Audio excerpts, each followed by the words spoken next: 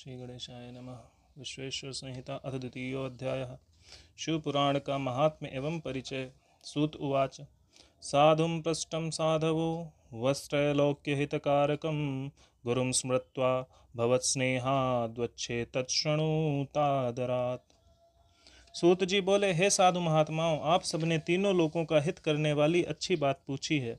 मैं गुरुदेव व्यास जी का स्मरण करके आप लोगों के स्नेहवश इस विषय का वर्णन करूंगा। आप लोग आदरपूर्वक सुने।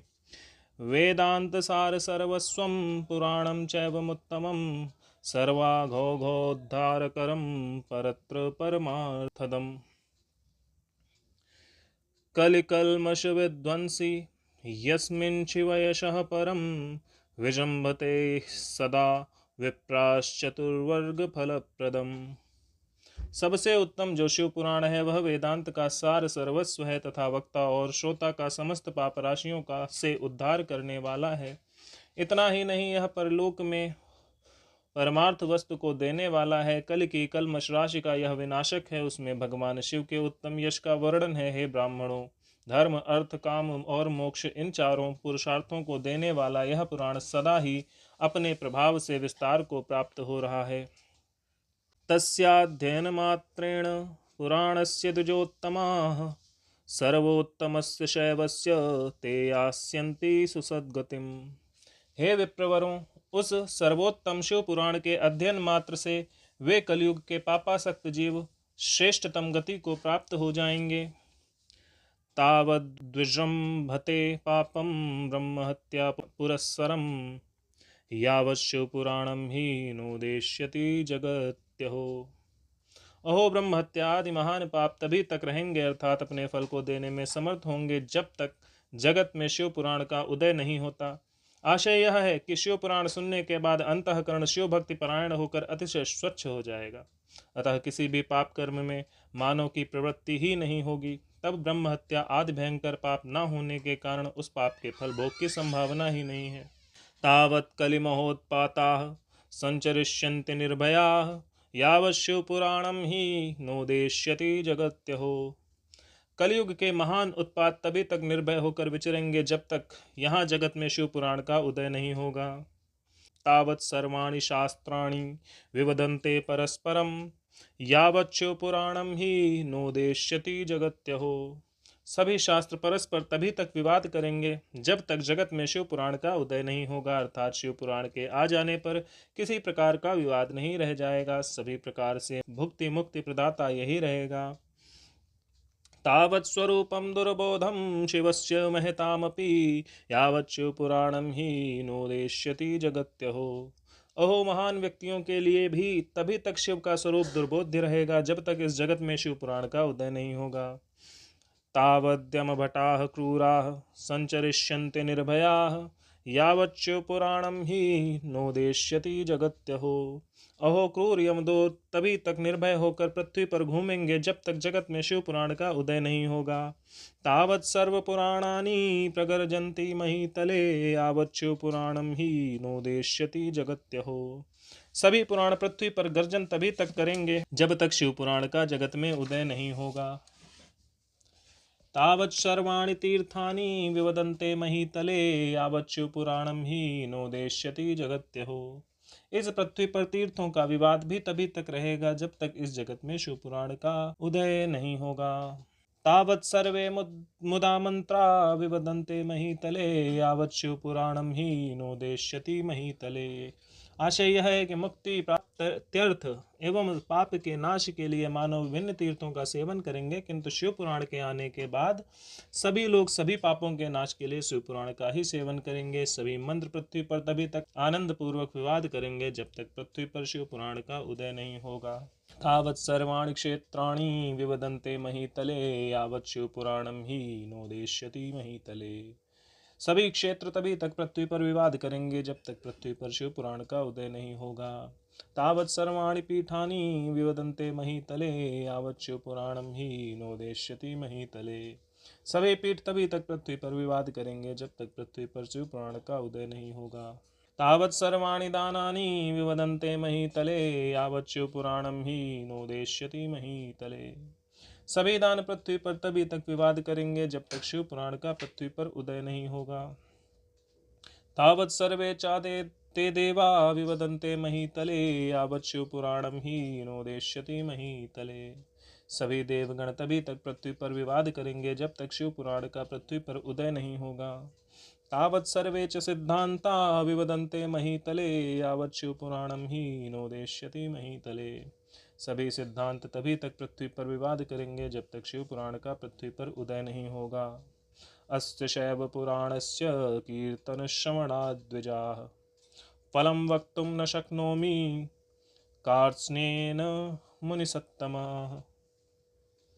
हे विप्रों, हे श्रेष्ठ मुनिगण, इस शिव पुराण के कीर्तन करने और सुनने से जो जो फल होते हैं उन फलों को मैं संपूर्ण रूप से नहीं कह सकता, अर्थात शब्दों के द्वारा इनके सभी फलों को नहीं कहा जा सकता। तथापि तस्य महात्म्यं वच्ये किंचितु वो नघाः चित्तमाधाय शृणुत व्यासेनोक्तं पुरा मम। हे निष्पाप मुनिगण, तथापि शिव पुराण का कुछ महात्म्य आप लोगों से कहता हूँ जो व्यास जी ने पहले मुझसे कहा था। आप लोग चित्त लगाकर ध्यान पूर्वक सुने।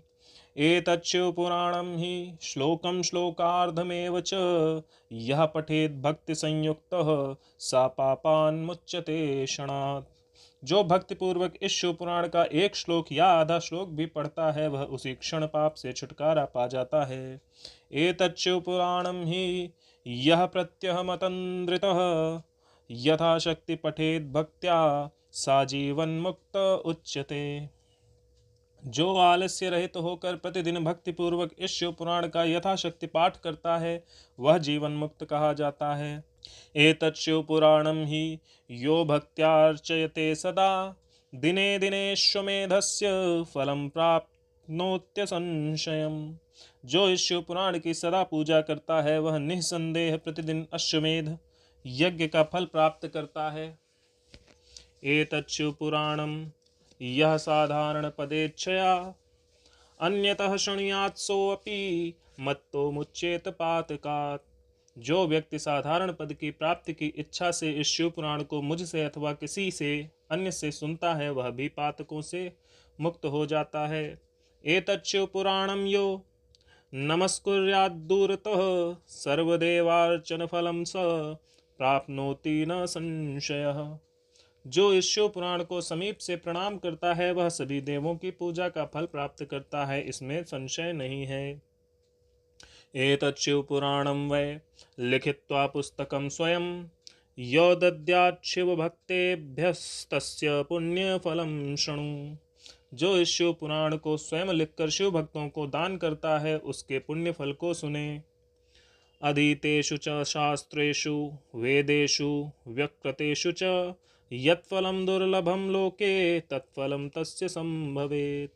शास्त्रों का अध्ययन करने और वेदों का पाठ करने से जो दुर्लभ फल प्राप्त होता है वह फल उसको प्राप्त होता है। एतत् शिव पुराणं हि चतुर्दश्यामुपोषितः शिवभक्त्य सभायां यो व्याकरोति स उत्तमः। जो चतुर्दशी तिथि के दिन उपवास करके इस शिव पुराण का शिव भक्तों के समाज में पाठ करता है वह श्रेष्ठ पुरुष है।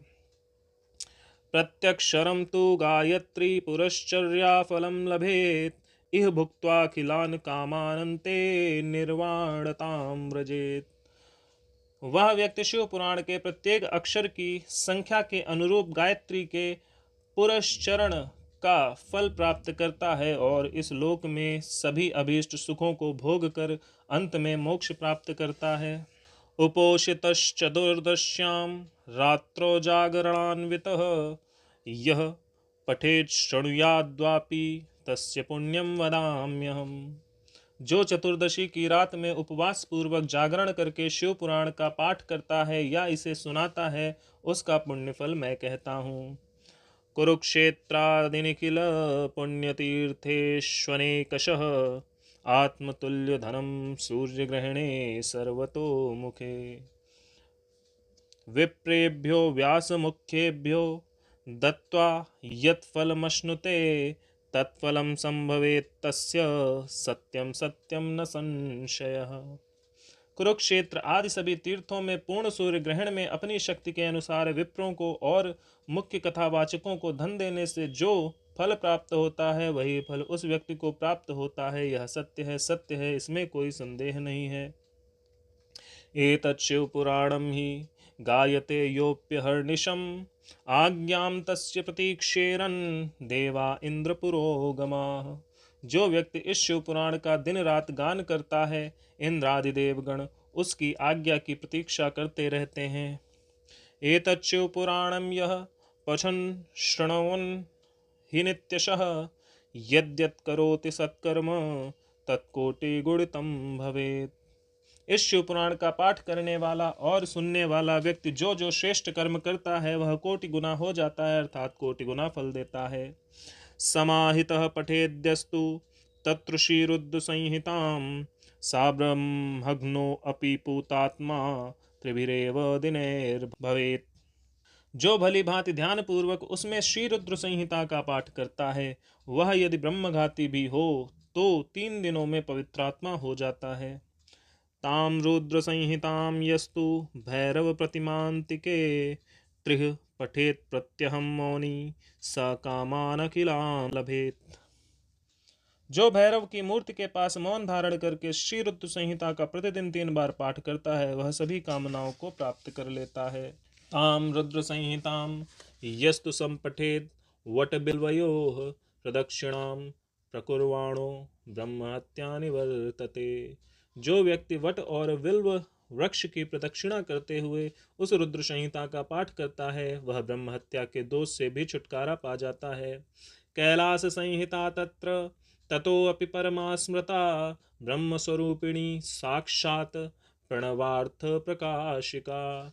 प्रणव के अर्थ को प्रकाशित करने वाली ब्रह्म रूपिणी साक्षात कैलाश संहिता रुद्र संहिता से भी श्रेष्ठ कही गई है। कैलास संहिता यास्तु महात्म्यं वेत्ति शंकरः कृत्स्नं तदर्धं व्यासश्च तदर्धं वेद्म्यहं द्विजाः। हे द्विजों, कैलाश संहिता का संपूर्ण महात्म्य तो शंकर जी ही जानते हैं, उससे आधा महात्म्य व्यास जी जानते हैं और उसका भी आधा मैं जानता हूँ।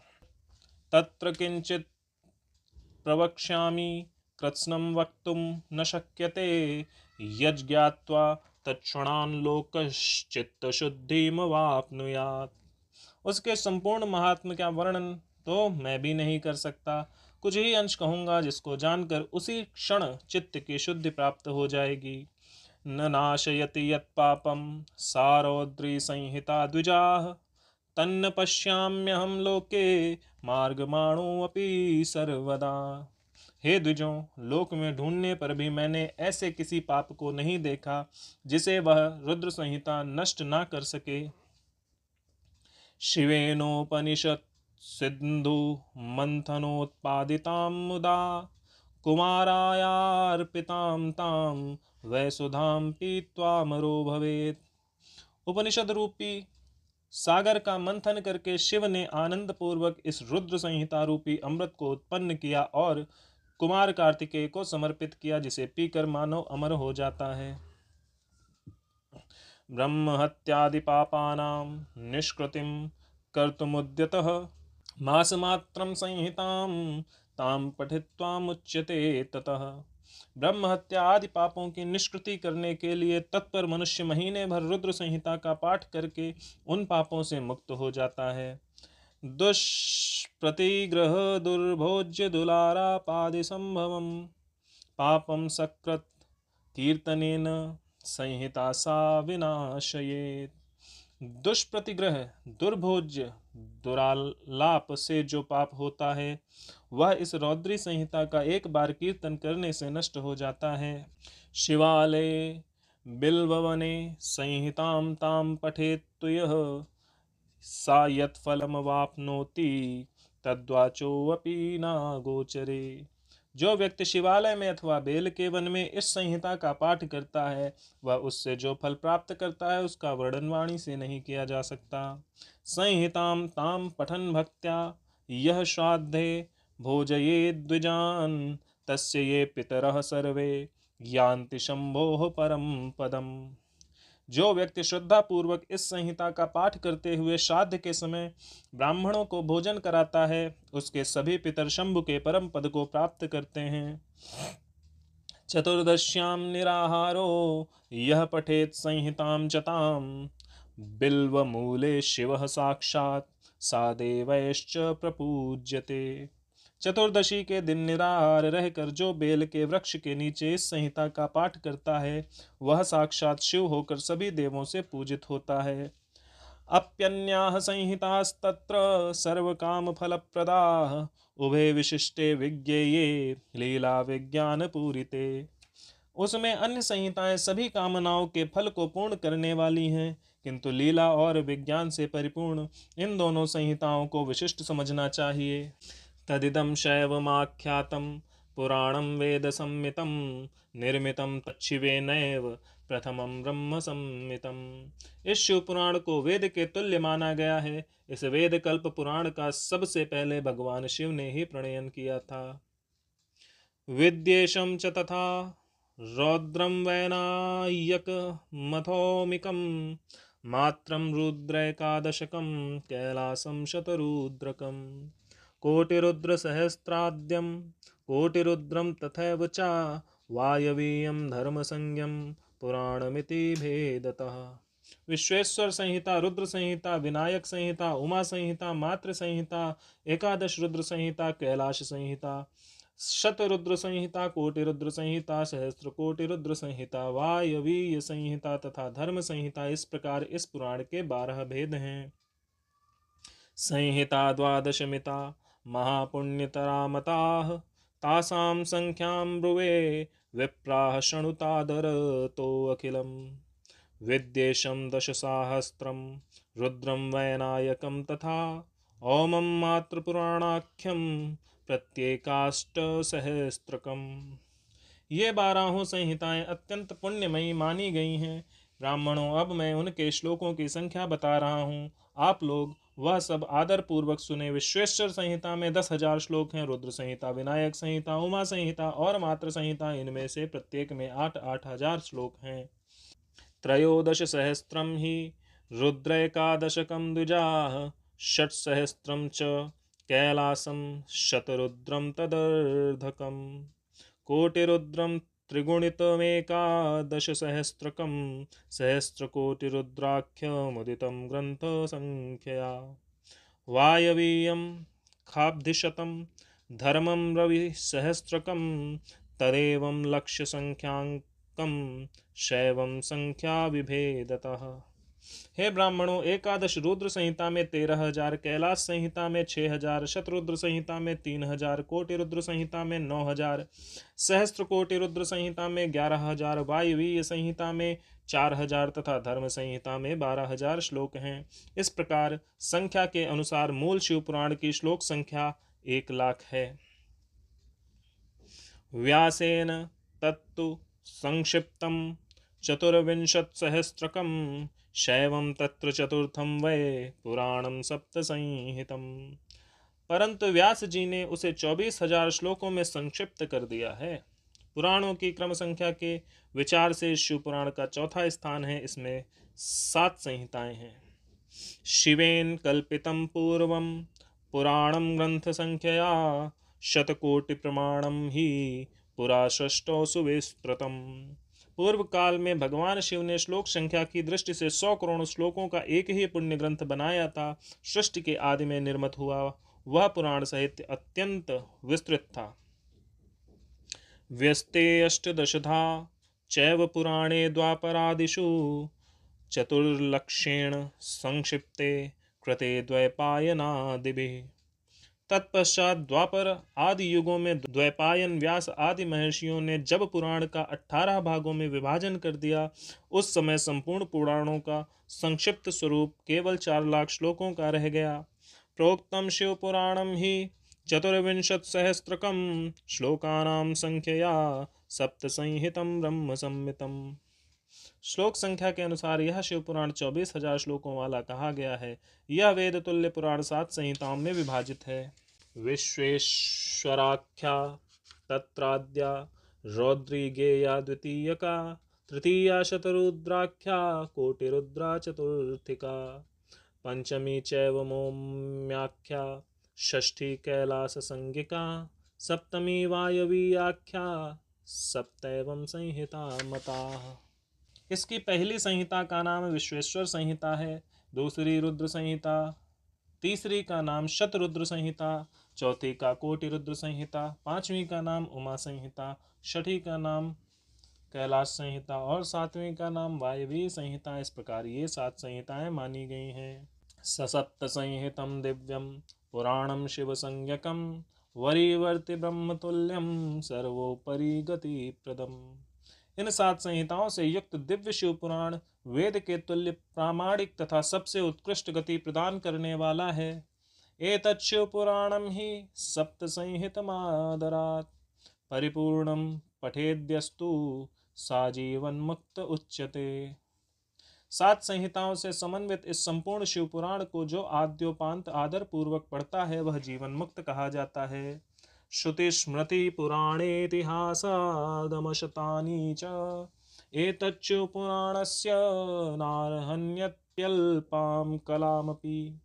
वेद स्मृति पुराण इतिहास तथा सैकड़ों आगम इस शिव पुराण की अल्प कला के समान भी नहीं है। शैवं पुराणममलं शिवकीर्तितं तद् व्यासेन शैव प्रवणेन चासंगृहीतं संक्षेपतः सकल जीव गुणोपकारं तापत्रयघ्नमतुलं शिवदं सतां ही। यह निर्मल शिव पुराण भगवान शिव के द्वारा ही प्रतिपादित है। शैव शिरोमणि भगवान व्यास ने इसे संक्षेप कर संकलित किया है। यह समस्त जीव समुदाय के लिए उपकारक, त्रिविध तापों का नाशक, तुलना रहित एवं सत्पुरुषों को कल्याण प्रदान करने वाला है। विकैतवो धर्म इह प्रगीतो वेदांत विज्ञानमय प्रधानः अमत्सरांतर्बुधवेद्य वस्तु सप्त मंत्रोग त्रिवर्ग युक्तम। इसमें वेदांत विज्ञान में प्रधान तथा निष्कपट धर्म का प्रतिपादन किया गया है। यह पुराण ईर्ष्या रहित अंतःकरण वाले विद्वानों के लिए जानने की वस्तु है। इसमें श्रेष्ठ मंत्र समूहों का संकलन है और यह धर्म अर्थ तथा काम से समन्वित है, अर्थात इस त्रिवर्ग की प्राप्ति के साधन का भी इसमें वर्णन है। शैवं पुराण तिलकं खलु सत्पुराणं वेदांत वेद विल सत्पर वस्तु गीतम यो वै पठेच्च शृणुयात् परमादरेण शंभु प्रिय स ही लभेत परमां गतिं वै। यह उत्तम शिव पुराण समस्त पुराणों में श्रेष्ठ है। वेद वेदांत के वेद्य रूप से विलसित परम वस्तु परमात्मा का इसमें गान किया गया है। जो बड़े आदर से इसे पढ़ता है और सुनता है वह भगवान शिव का प्रिय होकर परम गति प्राप्त कर लेता है। इति शिव महापुराणे प्रथमायां विश्वेश्वर संहितायां मुनि प्रश्नोत्तर वर्णनम नाम द्वितीयोऽध्यायः। इस प्रकार शिव पुराण के अंतर्गत प्रथम विश्वेश्वर संहिता में मुनि प्रश्नोत्तर वर्णन नामक दूसरा अध्याय पूर्ण हुआ। ओम नमः शिवाय।